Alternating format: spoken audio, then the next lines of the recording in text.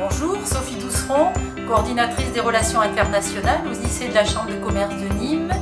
Nous avons eu le plaisir d'accueillir nos partenaires allemands et suédois avec leurs jeunes la semaine du 23 au 27 septembre 2013 au lycée pour travailler ensemble sur l'importance des langues en milieu professionnel. Pour cela, nous avons invité des professionnels du tourisme et de la santé pour répondre aux questions des jeunes.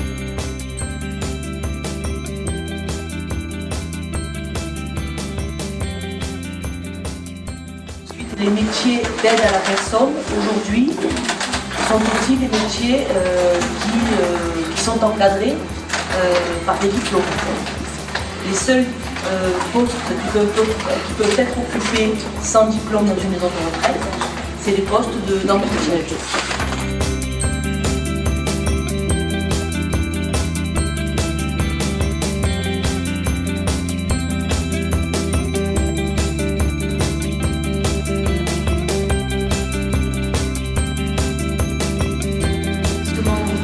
Comme les franciscaines à Nîmes, il n'est pas impératif de parler plusieurs langues.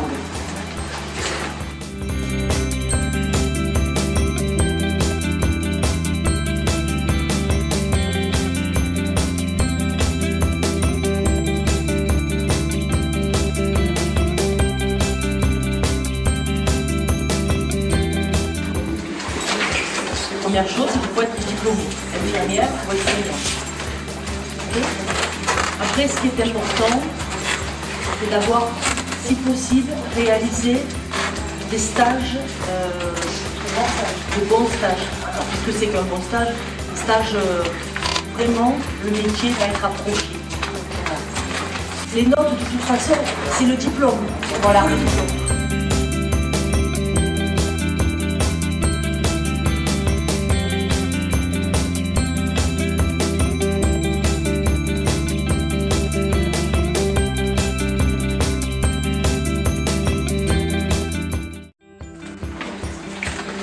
Dans les établissements de santé, les vêtements sont fournis et entretenus par l'établissement pour des raisons d'hygiène.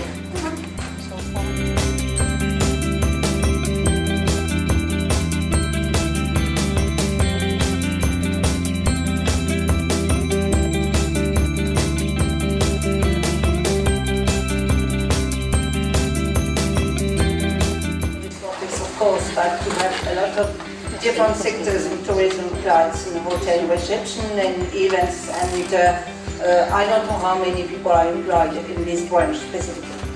Le chiffre des personnes demandeuses d'emploi en termes de tourisme est très difficile à cerner parce qu'en fait, il y a des gens qui ont des formations au tourisme, mais les formations au tourisme, c'est plusieurs branches. C'est à la fois l'accueil, la réception, c'est les hôtels, les restaurants, les événements, donc il y a beaucoup de choses. Donc, savoir si c'est spécifique, c'est un petit peu compliqué, il n'y a pas un intitulé tourisme en fait. Ce sont toute une série de branches spécifiques, donc à ma connaissance, il n'y a pas de chiffres très précis là-dessus. Il faudrait assembler un certain nombre en fait, de données. Donc, qu'est-ce qu'on appelle tourisme en fait?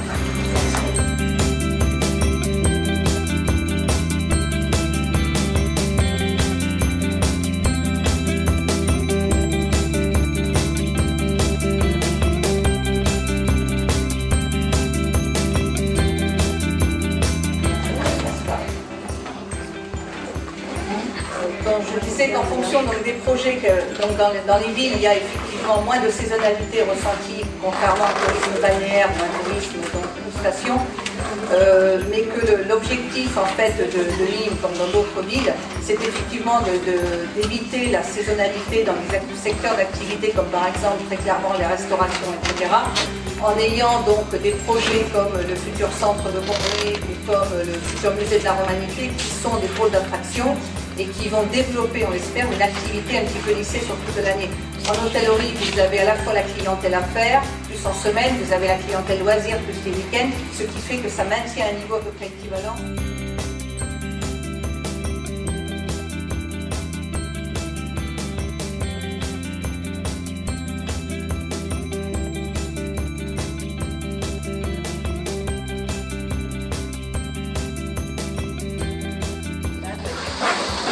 And the level, Mrs. Weber, of trainings you need to to employ people, for example, at the reception?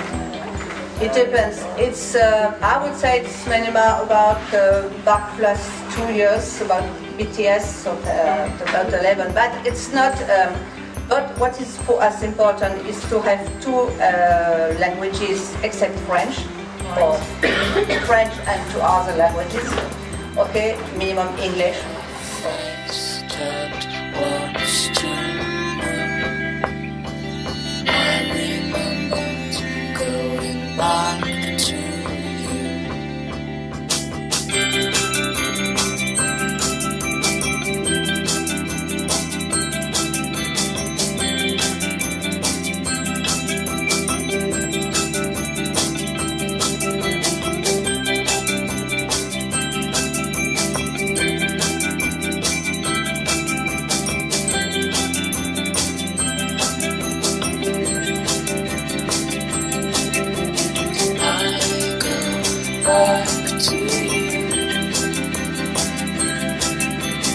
I go back to you.